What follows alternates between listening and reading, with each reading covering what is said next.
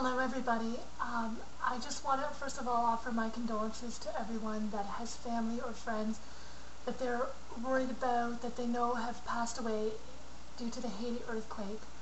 And secondly, for those of you who haven't heard from your friends and family yet, I just want to assure you that just because you haven't heard from them doesn't necessarily mean that they're trapped in a building or that they've even passed away. So I just want to advise people who are worried about people that are living in Haiti right now not to worry right away, because even in the best of circumstances it's very, very difficult to get a hold of people when they're living in Haiti.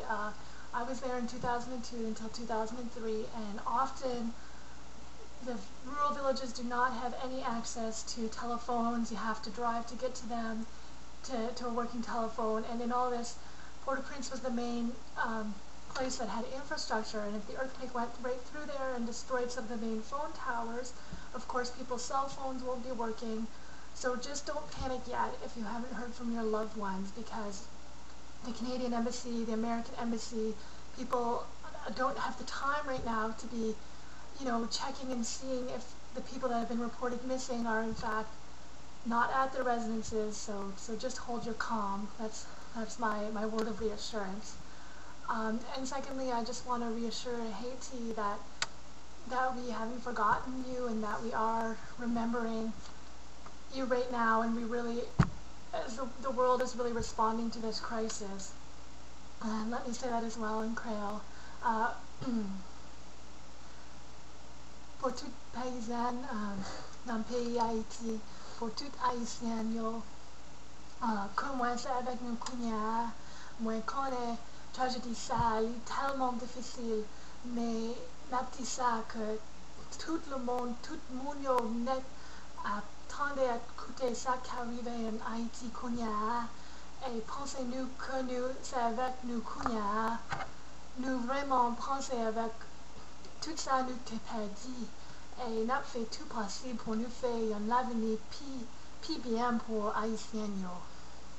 And I just want to assure people of the world that what's happening right now in Haiti is a tragedy that was in a way waiting to happen, because of the situations of what Haitian people have been living through in these past years have been very difficult. And I think that when we hear things like there's an estimate of 200,000 dead now from the Red Cross, it's heartbreaking, and it's very difficult to imagine, and yet at the same time I think it's important to acknowledge that the conditions that were there in Haiti made it really logical that we can really think that, yeah, perhaps that many dead really are there. And when the final numbers come out, I'll be heartbroken, but I will not be surprised if that is in fact correct, because of it's very difficult to describe the conditions that were in Cité Soleil, that were in the other informal settlements. They were very, very difficult situations for people living there. As I said before, the informal settlements, people were building with cardboard. They were building with scrap metal. Nothing was bolted together to just lean against each other. And this is the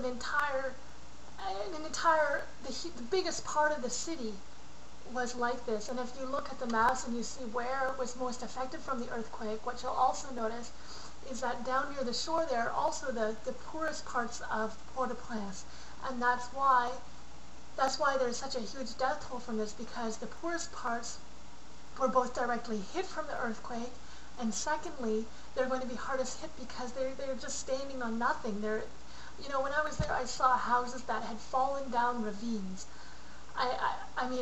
It's unthinkable. Like, the ravines would come along in a couple of months because people wouldn't be building in the right places, and not only people wouldn't be building in the right places, but they didn't even know it. Nobody told them, and just because of the environmental degradation, the deforestation, you build somewhere one day, you think it's safe, the next day your whole house is falling down a ravine.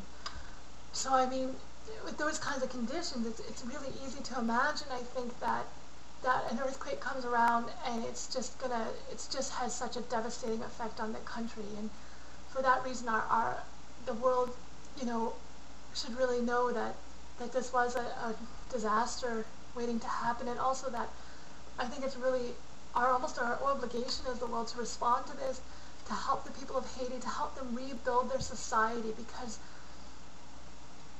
Haiti has been through so much, and it's just, I really think that the more we can help out in this situation, the more we can respond in a sustainable manner, not just to clean up, but to make sure that those conditions do not continue to exist in that country as time goes on.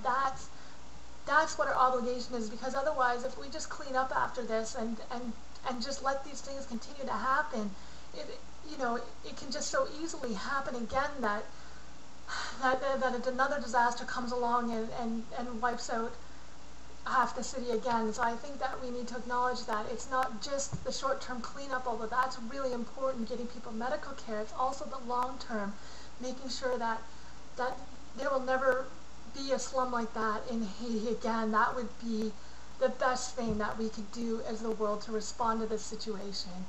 And again, for people who have loved ones, for people who are worried about those that they love, my thoughts and prayers are with you, and the thoughts and prayers of the world are with you as well.